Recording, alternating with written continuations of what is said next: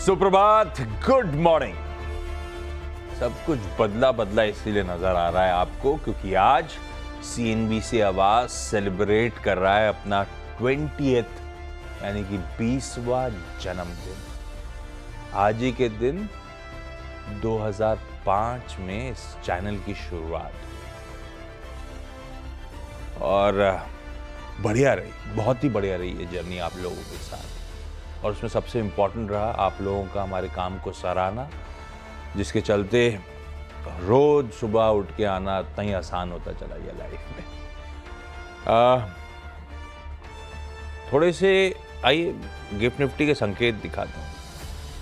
Birthday और celebration, अच्छा sorry, Lohri की, महाकुंभ की, सबकी आपको ढेरों शुभकामनाएं। थोड़ा सा मूड बिगड़ा हुआ है। मूड तो खैर पिछले कई दिनों से बिगड़ा हुआ है। लास्ट वीक खास तौर पे अच्छा खास। अरे वीरू, जन्मदिन की ढेरों शुभकामनाएं आपको भाई साहब। आपको भी बहुत बहुत शुभकामनाएं और लोहड़ी की शुभकामनाएं और कुंभ की शुभकामनाएं। ये बताइए, आप पहले दिन थे कि नहीं थे? नहीं, पहले दिन नहीं था मैं। जब CNBC आवाज अभी शुरू हुआ था, इस अब से कुछ महीनों बाद 2005 में मैंने ज्वाइन किया था। पर हाँ, ऑलमोस्ट सारा सफर साथ में ही रहा है CNBC आवाज के। बहुत बढ़िया रही है जर्नी। मैं उस वक्त था आशीष ब्रोकिंग में, तो जब चैनल लॉन्च हुआ था ये, मतलब हाँ, तो उस टाइम पे मैं भी ब्रोकिंग में था। मैं ब्रोकिंग में था, बस चैनल लॉन्च के थोड़े दिनों बाद ज्वाइन कर लिया था। चलिए, 20 साल का सफर, 2 दशक हमारे करियर में जुड़ गए और कैसे निकल गए पता भी नहीं चला। बट आशीष, आज के समीकरण मैं प्रश्न पूछता हूँ पहला। अब तक हमारे पास एक मजबूत धड़ा था IT, ठीक है ना? जिस तरीके से US कोलैप्स हुआ, इन स्ट्रॉन्ग जॉब डेटा के बीच में क्या हमारे लिए एक और आई थिंक जो इंडेक्स कमज़ोर था उसके वीक पड़ने के या फिर उसके कोलैप्स होने के संकेत हैं क्या? क्या ये IT को बिगाड़ेगा मूड आज बिगाड़ेगा, लेकिन कोलैप्स थोड़ा सा ज़्यादा बड़ा वर्ड हो जाएगा क्योंकि अभी भी होप्स राइड कर रही होंगी। पर पता है, मुझे फ्राइडे को TCS का चलना तो समझ में आया था। TCS के रिजल्ट से ऐसा कोई सेक्टर के लिए पॉजिटिव रब ऑफ नहीं था क्योंकि TCS अपने आप में Q3 ठंडा था और कमेंट्री थोड़ी बहुत पॉजिटिव थी। पर TCS हमने बार बार मेंशन करा था वीरू, बहुत अंडर परफॉर्म कर चुका था, इसीलिए उसने इस तरह का आउट परफॉर्मेंस दिखा। उसका रब ऑफ सब जगह पॉजिटिव आ गया। पर ऐसा कुछ भी मैनेजमेंट ने क्लियर कट नहीं कहा है कि हालात एकदम पटरी पे आ रहे हैं। पिछले साल के मुकाबले ये साल बेहतर रहेगा, ये तो ऑलरेडी भाव में प्राइस्ड है ना, इसलिए IT आउट परफॉर्म कर रहा है। 2024 की शुरुआत से IT का आउट परफॉर्मेंस इसीलिए था क्योंकि सब जानते हैं हर पासिंग ईयर के साथ अब हालात 2 साल बाद वापस पटरी पे आने की तैयारी कर रहे हैं। इससे ज्यादा मैनेजमेंट ने कुछ कहा ही नहीं है। पर हाँ, सही है आपका कहना कि US का जो हैंडओवर है वो IT के लिए गड़बड़ है क्योंकि जॉब्स रिपोर्ट जब मजबूत हुई तो दरों में कटौती वगैरह सारे समीकरण बिगड़ गए। और ये इंपॉर्टेंट 2 तरह से है। दरों में कटौती होती तो US के बैंक स्ट्रेंथन होते, इनके सबसे बड़े क्लाइंट जो हैं वो स्ट्रेंथन होते तो धंधा मिलता। और दूसरा, US में कटौती होती तो लिक्विडिटी बढ़ती और इनके वैल्यूएशंस को किकर मिलता। वो दोनों चीजें गड़बड़ा रही। तो हाँ, IT हो सकता है फ्राइडे के मूव्स के बाद गिरे, लेकिन अभी भी होप राइड करेंगी। इस हफ्ते important IT companies, HCL tech आज है, इन्फोसिस, विप्रो आगे लाइंड अप है इस हफ्ते। तो होप अभी भी रहेंगी कि शायद बाकियों से और भी अच्छी कमेंट्री सुनने को मिले। खैर, मूड कैसा आप दिखा देता हूं। हमने जॉब रिपोर्ट की बात छेड़ी थी तो उस जॉब्स रिपोर्ट ने सारा समीकरण बिगाड़ा है और उसमें कुछ खराबी नहीं है। US की जॉब्स रिपोर्ट बहुत अच्छी है। इसका मतलब है US इकोनॉमी अच्छा कर रही है।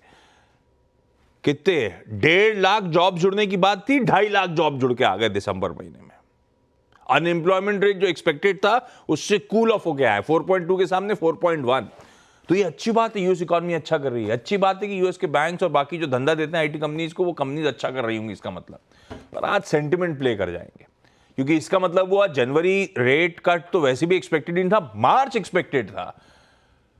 पर अब मार्च का मामला गड़बड़ा गया है। पहले जो 42-44% लोग मान रहे थे कि मार्च में कटौती आएगी, अब सिर्फ इस जॉब रिपोर्ट के बाद 25% मान रहे हैं। ऐसा हुआ तो फिर यील्ड्स जंप कर गई, डॉलर इंडेक्स वैसे ही सर दर्द कर रहा है और तीसरा खिचड़ा और पक गया, कच्चा तेल फटे चले जा रहा है। $81 के ऊपर हम फ्राइडे को 3:30 बजे छोड़ के गए थे, 78.6 पे खड़ा हुआ है सुबह 81-81.5 पे। तो समीकरण थोड़े से बिगड़े हुए हैं। पर पता नहीं, हमने वैसे ही ग्लोब को बहुत अंडर परफॉर्म कर रखा है। ऐसे में वीरू गैप डाउन के साथ ही खुलेंगे आज तो इन संकेतों के बीच। ऐसे में करना क्या है? देखिए आशीष, अगर आपके पास शॉर्ट है, मैंने इनफैक्ट एक बात कही थी कि मैं निफ्टी का जहां क्लोज है कोशिश करूंगा कि शॉर्ट कैरी ना करूं, मैं दोबारा आके मंडे को शॉर्ट करूंगा। हाँ, निफ्टी बैंक में मैंने कहा था अगर आपके पास रिस्क टेकिंग कैपेसिटी है तो आप शॉर्ट कैरी कर लीजिए। आशीष, मैं फिर बताऊं जो मैंने कुछ देर पहले बात कही थी मॉर्निंग कॉल में कि अब हमारे पास डेली चार्ट्स पे कोई लेवल नहीं है, क्योंकि दोनों इंडेक्स 200 वेमा के नीचे हैं, दोनों ही इंडेक्स 50 वेमा के नीचे हैं। सिर्फ एक बात बताता हूं मैं आपको, वीकली पे हम 50 वेमा के नीचे हैं निफ्टी पे, यानी 50 वीक एक्सपोनेंशियल एवरेज के नीचे। अब दूसरा एवरेज यानी 100 वेमा इतना नीचे है कि टिप्पणी करने में अपने आप में तकलीफ हो रही है, वो 21,900 पे है।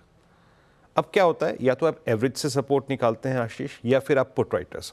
ऐसे कोलैप्सिंग मार्केट में पुट राइटर्स वैसे ही नहीं है, सो अंदाज़ा लगाना ऑन द डाउन साइड बहुत मुश्किल है। फ्रेंकली स्पीकिंग 23,200, उसके बाद 23,000। और शॉर्ट कवरिंग स्ट्रेंथ तो खैर नहीं कहूँगा, बट शॉर्ट कवरिंग के लिए आपको एटलीस्ट एक ऐसा सेशन निकालना पड़ेगा जब आप फर्स्ट कॉल राइटर्स के जोन के ऊपर निकले तो कोई रिलीफ रैली तो मिले, कोई छोटा बहुत पुल बैक तो मिले। एंड फॉर दैट 23,500 23,600, जब तक आप 23,636 के जोन को बाइसेक्ट नहीं कर रहे हैं, कोई भी हल्का सा पुल बैक भी उसके लिए आई थिंक प्रयास करना मुश्किल है आशीष। मुश्किल है। देखिए सेशन सामने, क्यूज बिगड़े हुए हैं, देखते हैं ऐसे में बिहेवियर, वॉच आउट करिएगा। स्टॉक्स हाईलाइट करते हैं जो रडार पर रखने हैं, कोई जरूरी नहीं है ट्रेड वेट के साथ। अगर बन रहे हो समीकरण, वो आपका फाइनेंशियल एडवाइजर कह रहा हो तब आप डिसाइड करिएगा, पर होमवर्क जरूर करा देते हैं हम लोग। सबसे इंटरेस्टिंग क्यू है आज के लिए कच्चा तेल, तो उसको दो तरह से पॉजिटिव निगेटिव दोनों लेके चलते हैं। अब उसमें से कोई सा भी अपस्ट्रीम चुन लेते हैं। मैंने ऑयल इंडिया आज मेंशन करा है, अदरवाइज रोज ओएनजीसी के साथ आमतौर पे क्रूड की वोलेटिलिटी को प्ले करते थे। ऑयल इंडिया रख लीजिए रडार पे। ब्रेंट अच्छा खासा उबाल है, $81 के ऊपर इस समय कामकाज करता हुआ। वैसे इन ऑयल एंड गैस में अपस्ट्रीम कंपनीज ने बहुत अच्छा आउट परफॉर्मेंस दिया है। जब ओएनजीसी वैसे ही 2 दिन बहुत तगड़ा चला था, उसके बाद तो एक बड़ी पॉजिटिव रिपोर्ट भी आ गई थी और तूल पकड़ गया था मोमेंटम। इस बार ऑयल इंडिया थोड़ा सा पिछड़ रहा था। खैर ग्रीन रखते हैं इसको आज अच्छे संकेतों के बीच। पर फिर इसका मतलब पेंट कंपनीज रडार पे, एशियन पेंट्स तो खैर एकदम ही पिटा हुआ है। बीच में थोड़ा सा बर्जर पेंट्स हरकत में आ रहा था जब कंसोलिडेशन इंडस्ट्री में बातचीत चल रही थी। पर ध्यान रखिएगा अभी भी डिमांड एनवायरनमेंट क्वेश्चन मार्क लगा हुआ है। तो मैं इसको लाली लेके चलता हूं, क्योंकि इन लोग के लिए बड़ा इनपुट है क्रूड के डेरिवेटिव्स, और क्रूड उछलेगा तो डेरिवेटिव्स भी आमतौर पे अच्छा खासा उछलते हैं। ऊपर से रिकवरी फ्रेजाइल है, डोमेस्टिक एनवायरनमेंट, डिमांड एनवायरनमेंट ठंडा है, तो अनसर्टिनिटी के बीच में आज लाली रखते हैं बर्जर पेंट्स को। ये तो 2 क्रूड के प्लेस हो गए। तीसरा एवेन्यू सुपरमार्ट को मैं लाल लेके चल रहा हूं। रेवेन्यू 17-18% बढ़े, पर ये तो हमें पता था, Q3 का अपडेट आ चुका था। जो नहीं पता था वो रेवेन्यू के लिए इस एवरेज में किस तरह के मार्जिन्स थे, डिफेंड कर पाए, एक्सपैंड कर पाए, कॉन्ट्रैक्ट हुए, क्या हुआ, वो आंसर मिल गया। जब आए 17-18% बढ़ी तो एबिटा 8-9% बढ़ा, यानी कि मार्जिन्स कॉन्ट्रैक्ट कर गए भाई साहब। 8.3 वाले 7.6% पे आए, 70 बेसिस पॉइंट्स मार्जिन्स और फर्दर कॉन्ट्रैक्ट होते हुए साल दर साल, और इसलिए मुनाफा केवल 4-5% ही साल दर साल बढ़ा है।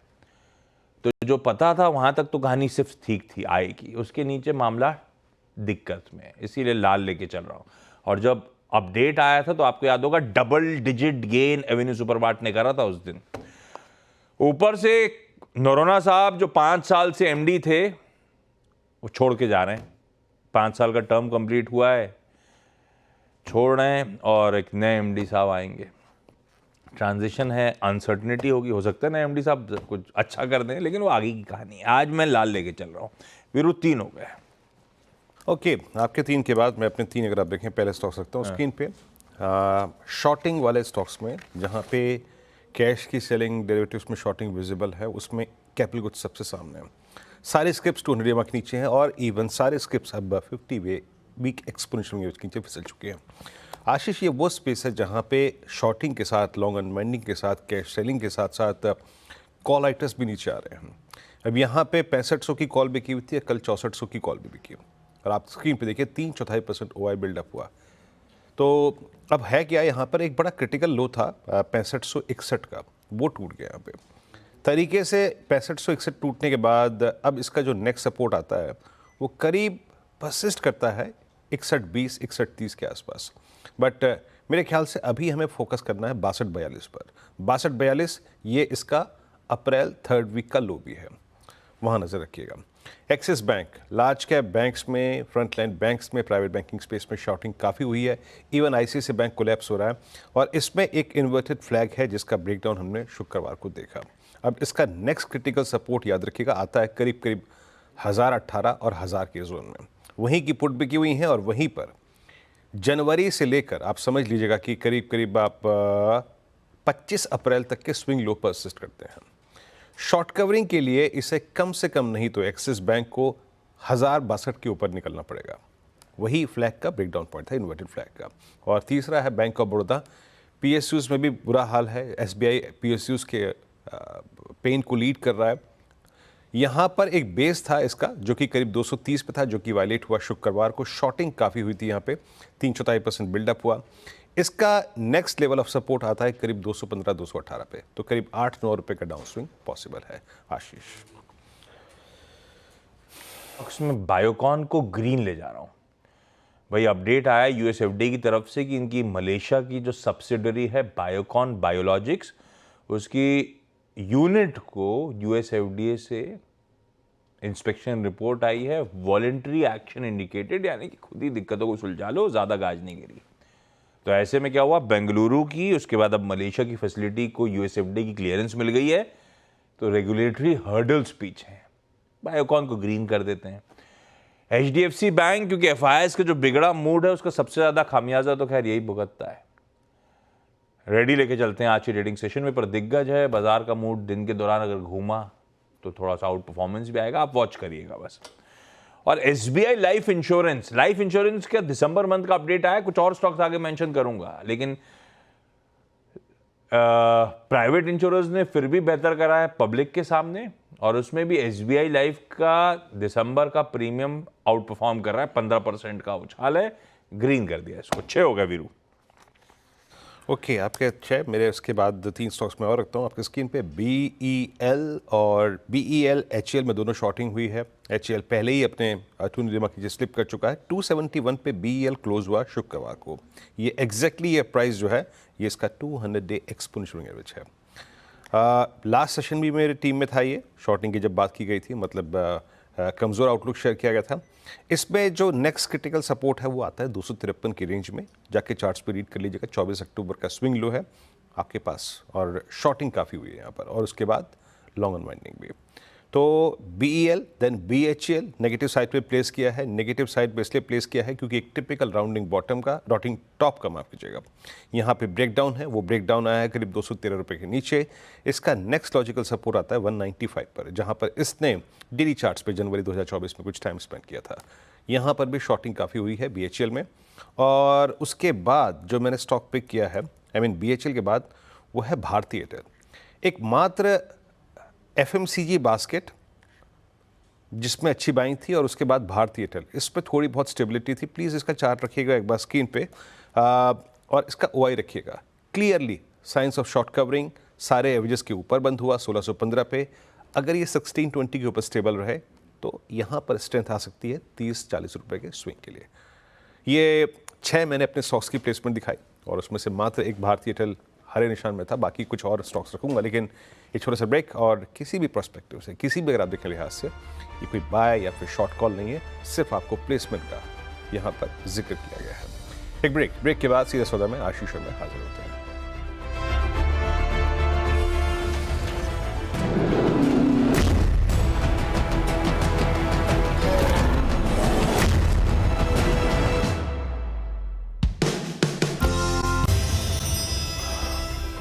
स्वागत है आपका एक बार फिर से, और अगले 4 मैं अपने खिलाड़ी यहाँ रख देता हूँ। जब मैं लॉन्ग के बारे में सोचता हूँ, जब सकारात्मक तर्क आता है, तो FMCG ब्रिटानिया, इसने अपने पुल बैक में 20 डेमा को क्रॉस करने के बाद 50 डेमा टेस्ट किया। 4900 के ऊपर रहेगा तो स्ट्रेंथ रहेगी, और इसमें फ्रेंकली स्पीकिंग ऐसे में करीब करीब 5100 तक के जोन खुले हैं, जहाँ पे इसका 100 और 2 डेमा प्लेस है। कैनफिन होम्स वीकनेस, कैनफिन होम्स में इतनी शॉर्टिंग है कि पूछिए मत। और यहाँ पर एक बेस था जो कि 708 पे परसिस्ट करता था, वो भी टूट चुका है। टेक्निकली जो नया बेस परसिस्ट करता है वो है 650 के आसपास। नेगेटिव प्लेसमेंट है इसकी। क्रॉम्पटन गिव्स कंज्यूमर, यहाँ भी सेलिंग हुई है। अगर आप वीकली चार्ट्स पे देखें तो 200 वीक एक्सपोनेंशियल विच वो भी क्रॉम्पटन गिव्स कंज्यूमर पे टूट चुका है। और 100 वीक माफ कीजिएगा वेमा। नेक्स्ट सपोर्ट आता है इसका करीब करीब आप समझ लीजिएगा कि 350 के जोन में, 349 के जोन में।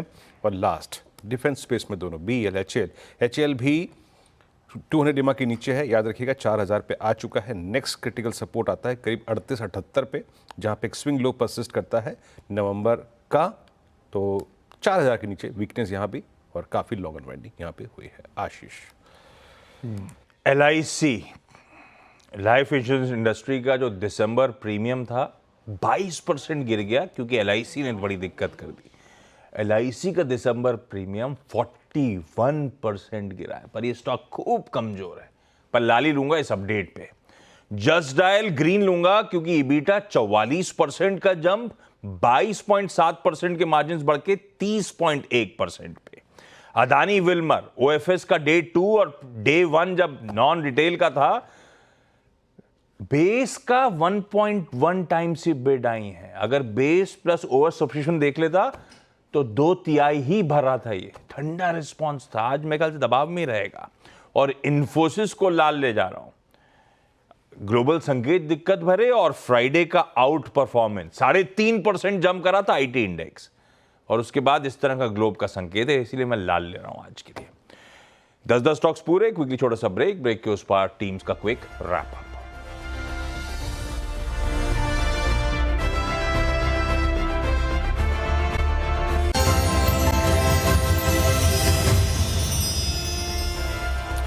स्वागत है कार्यक्रम में आपका फिर से। मेरी टीम इस प्रकार से है, ज़्यादातर प्लेसमेंट रेड साइड पे है, चाहे वो डिफेंस हो चाहे वो इसमें बैंक्स हो। आपकी स्क्रीन पे आएगा ABB कैपिटल्स में, उसके बाद axis bank, bank of Baroda, BEL, BHEL और क्रॉम्पटन गिव्स कंज्यूमर, और HAL में सॉफ्टनेस। और जहाँ तक स्ट्रेंथ का सवाल है, माफ कीजिएगा, कैनफिन होम्स भी रेड में, याद रखिएगा।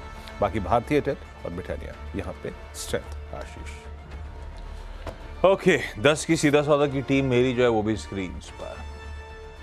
Oil India, Biocon, SBI life और जस्ट डायल ग्रीन में, तो Berger, Avenue supermart, HDFC bank, LIC, Adani Wilmer और इन्फोसिस लाल।